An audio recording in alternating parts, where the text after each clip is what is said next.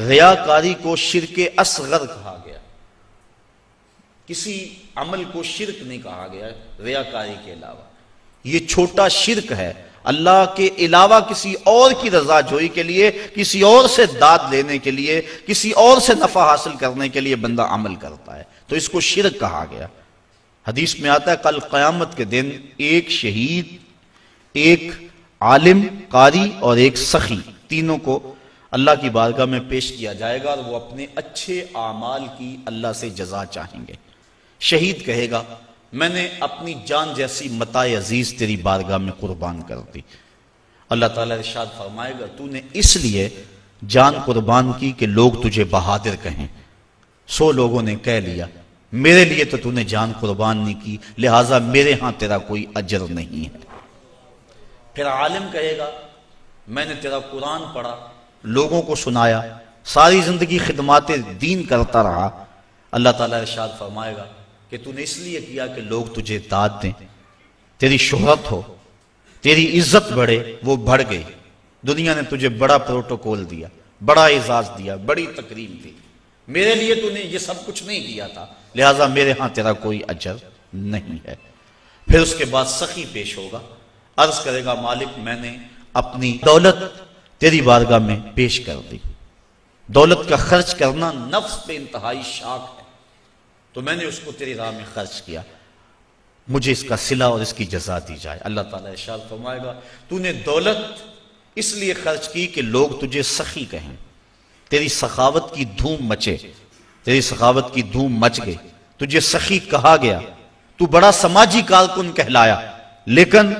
تو میری رضا کے لیے نہیں کیا تھا، لوگوں سے داد وصول کرنے کے لیے یہ سب کچھ کیا تھا۔ اخبار میں تیری تصویریں بھی چھپی، تجھے میڈل بھی دیے گئے، تجھے اعزاز و تکریم سے بھی نوازا گیا، تجھے سخی کہا گیا، تو نے میرے لیے یہ کچھ نہیں کیا تھا، لہٰذا میرے پاس تیرے اس عمل کی کوئی جزا نہیں ہے۔ تو اس طرح فرمایا کہ سخی بھی، شہید بھی اور وہ قاری بھی جو اللہ کی بارگاہ میں اپنے عمل لے کے پیش ہوں گے ان کو کوئی جزا نہیں دی جائے گی۔ مومن جو عمل کرتا ہے اس کا مقصد اللہ کی رضا ہونا چاہیے تو اجر ہے، ورنہ پانی کے اوپر لگائی گئی لکیر کی طرح کچھ بھی نہیں ہوتا، وہ عمل ضائع ہو جاتا ہے۔ مال کا خرچ کرنا میں نے عرض کیا کہ نفس پہ بڑا شاق ہے، لیکن جب انسان مال کو راہ خدا میں خرچ کرتا ہے نفس پہ گرانی آتی ہے، لیکن اس کا مقصد اگر رضا الہی ہو تو پھر اس گرانی کے بعد اس کو ایک لذت آنا شروع ہو جاتی ہے، ایک حظ اور ایک لطف ملتا ہے، اور وہ اس عبادت کا، خرچ کرنے کی عبادت کا نور ہے جو اس کے دل میں اترتا ہے۔ پھر اس کا جی چاہتا ہے میں اور راہ خدا میں خرچ کروں، تو اس کو خرچ کرنے میں لذت ملتی ہے، اور وہ لذت پھر اس کی زندگی کا سرمایہ بن جاتی ہے۔ وہ سارا مال بھی خرچ کر دے اسے کوئی پرواہ نہیں ہوتی۔ جب یہ آیت نازل ہوئی نا من ذا الذی یقرض اللہ قرضا حسنا، کون ہے جو اللہ کو قرض حسنا دے، تو حضرت ابو الدہداء رضی اللہ تعالی عنہ حضور کا ہاتھ پکڑا اور عرض کی حضور کیا واقعی اللہ نے ہم سے قرض مانگا ہے؟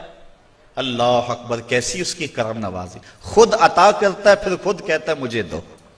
اللہ اکبر، یہ اس کی کرم نوازی۔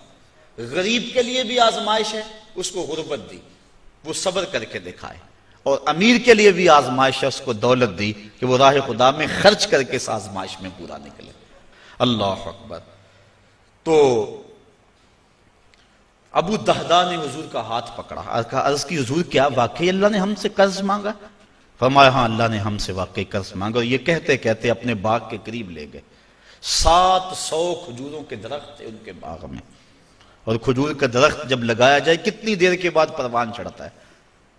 تو باغ کے مالک کی جان ہوتی ہے ان درختوں میں، اور درخت بھی 700، اور کل کمائی ہے بھی یہی، وہی باغ ان کا تھا، اس میں ان کی رہائش تھی، بچے بھی تھے۔ اب اس کے قریب کھڑے ہو کے عرض کی اگر واقعی اللہ نے ہم سے قرض مانگا ہے تو پھر آپ گواہ بن جائے سودے کے، یہ باغ میں نے اللہ کو قرضے میں دے دیا۔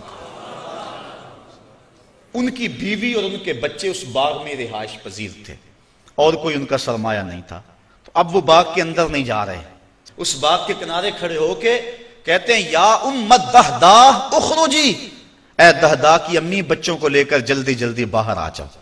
یہ باغ اب ہمارا نہیں رہا، یہ ہم نے اللہ کو قرضے میں دے دیا۔ اس پاک باز نیک سیرت خاتون نے یہ نہیں کہا کہ ابو دہدا آگے ہم کس مکان میں جائیں گے، آگے کوئی انتظام کیا ہے؟ بلکہ اس نے جلدی جلدی اپنا سامان سمیٹا، بچوں کو لیا، باغ سے باہر آئی اور پھر کہتی ہے رابحہ بیعو کا یا ابا دہدا، اے دہدا کے ابو تو نے بڑا نفع والا سودا کر لیا،